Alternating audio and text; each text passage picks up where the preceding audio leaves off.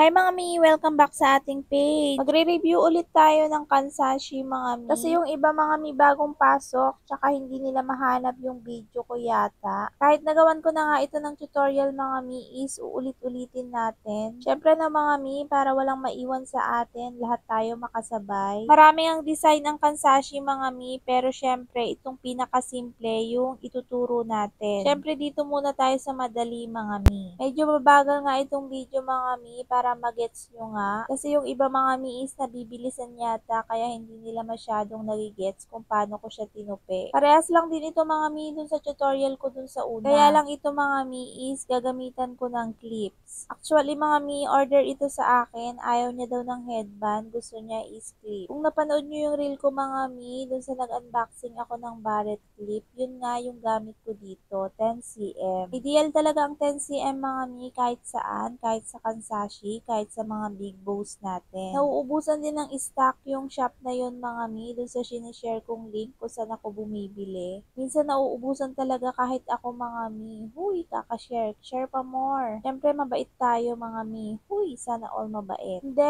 lulubos-lubusin na natin yung sharing is caring natin mga mi. Hindi ko rin pinagdadamot yung link mga mi kahit wala tayong napapala, diba? Kahit hindi pa approve yung affiliate natin. Pero syempre magbabaka sakali pa rin tayo mga mi. For the go lang tayo ng for the go. Kaya rin ako masipag mag-vlog mga mi is masipag din naman kayo mag-request, diba? Mag-comment. Basta kaya ko mga mi is gagawan ko talaga ng tutorial. Pero pasensya na rin mga mi doon sa ibang request na hindi ko nagagawan kasi wala rin talaga akong materials ng mga ganon. Tulad ng rose grain mga mi is hindi ko pa na-try ang rose grain na ribbon. Sa ngayon mga mi, ang materials ko lang talaga is satin fabric, satin ribbon, tapos mga pasiwar, ganon. Pero syempre, kapag nagsawa rin yung mga buyers ko sa ganitong design, isusubukan ko na rin yung iba, katulad ng rose grain. Sa rose grain ribbon kasi mga mi is, hindi ko pa natatry kasi hindi ko pa siya natratry i-market. Tsaka parang feeling ko mga mi is, marami naman ding mabibili dito ng ganon. Ito kasing satin mga mi is bihira dito sa amin, kaya ito yung minamarket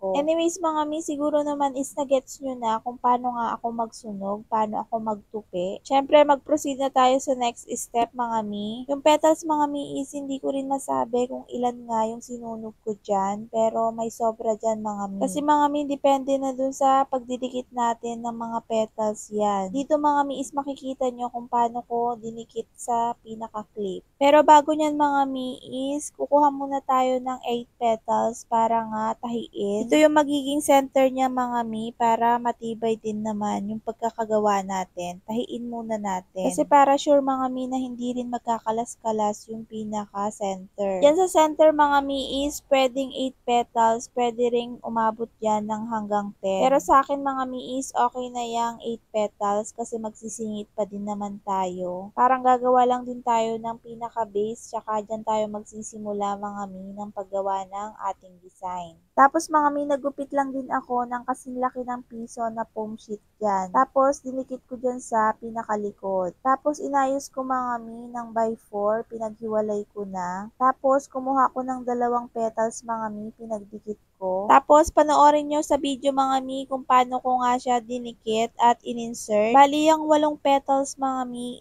is naging 12 petals na nga. Kailangan kasi nating ma-achieve yung oval na shape mga mi. Kitang-kita din naman nga sa video mga mi na hindi nga siya bilog. Tapos ayan na nga mga mi yung sinasabi kong clip, 10cm yan. Yan yung in-unbox ko. Panoorin nyo pa rin mga mi kung paano ko nga dinikit. Basta sobrahan nyo lang din sa glue mga mi. Okay lang na sobra kaysa kulang. Ideal yung clip na yan mga mi. Sakto lang din para sa ating Kansashi. Panoorin nyo na nga lang mga mi kung paano ko nga sunod-sunod na idinikit pa yung mga susunod na petals niya.